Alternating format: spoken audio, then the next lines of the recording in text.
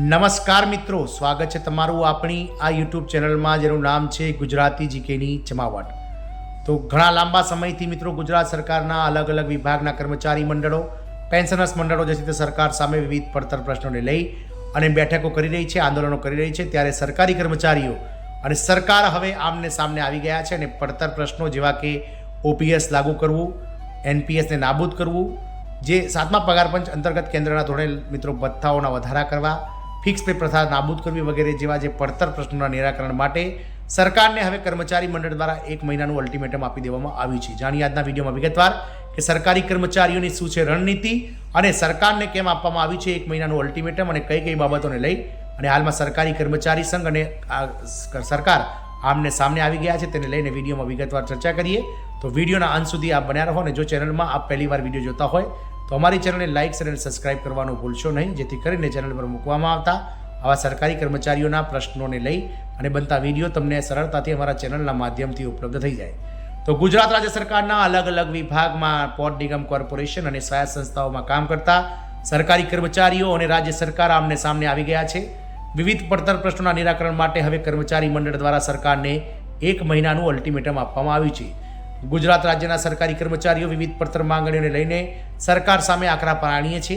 તાજેતરમાં જ ગાંધીનગર ખાતે કર્મચારી સંકલન સમિતિની એક મહત્વપૂર્ણ બેઠક મળી હતી, જેમાં કર્મચારીઓએ તેમની મુખ્ય માંગણીઓ પર ગહન ચર્ચા કરી હતી।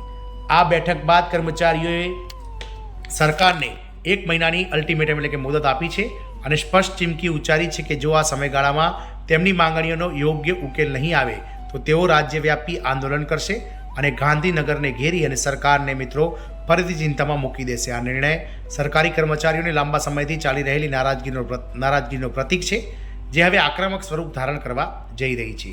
જૂની પેન્શન યોજના અને ફિક્સ પે નીતિ મુખ્ય માંગણીઓ છે। કર્મચારીઓની મુખ્ય માંગણીઓમાં સૌથી અગ્રતા ક્રમે જૂની પેન્શન યોજના છે।